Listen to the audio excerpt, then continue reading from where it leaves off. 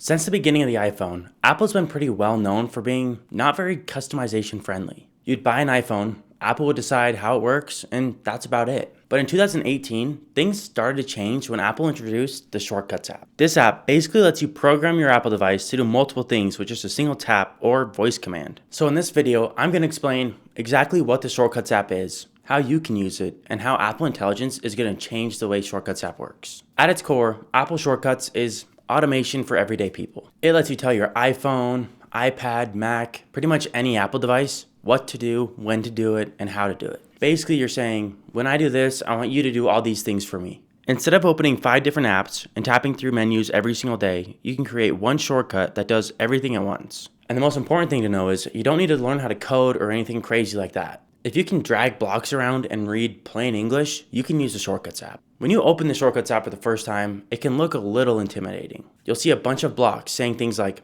open app, send message, set focus mode, or get the weather. Each one of these is called an action. And a shortcut is just a bunch of actions all put together, so you just have to push one button.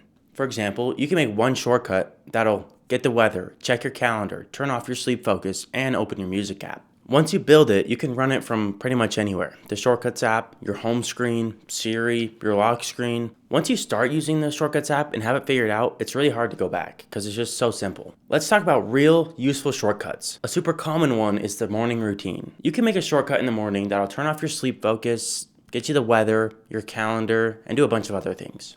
Or you can do something like a driving shortcut that'll automatically turn on when you connect to CarPlay. And then it'll open your maps, turn on your driving focus, do all sorts of things you want. You can also have it do things like automatically turn on low power mode, open your work apps when you arrive at work, turn on lights and the TV with a single press. This is where shortcuts stop feeling like a gimmick and actually start feeling useful. Okay, let's talk about automations versus shortcuts, because this is where people start to get a little bit confused. A shortcut runs when you tap the shortcut or ask Siri to run the shortcut for you. But an automation just runs automatically based on something like time or location, things like that. You can have automations trigger when you arrive at a certain location, certain time happens, you open an app, your battery hits a certain level, or when you connect to a certain Bluetooth device. So you just have to go about your life and your phone will literally react to whatever you're doing. You don't even have to think about it, it just happens behind the scenes, which I think is really cool. Now, with things like iOS and macOS 26, Apple's brought the biggest upgrade to Shortcuts app using AI.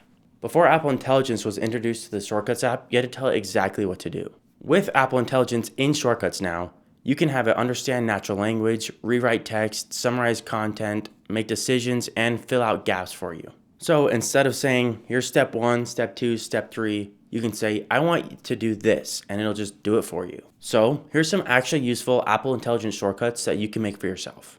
One of the best ones is a writing shortcut. You select text, run the shortcut, and say something like, rewrite this more professionally, or make this shorter and friendlier. AI automatically takes it, rewrites it, and pastes it back right where it belongs. For years, Apple devices have been pretty powerful, but super locked down. And Shortcuts finally changes that. And Apple Intelligence makes things so much better by actually understanding what you're saying, not just step-by-step rules. Have you ever thought, I wish my phone could just automatically do this? Well, that's what Shortcuts is for. Thanks for watching. I'll see you on the next one.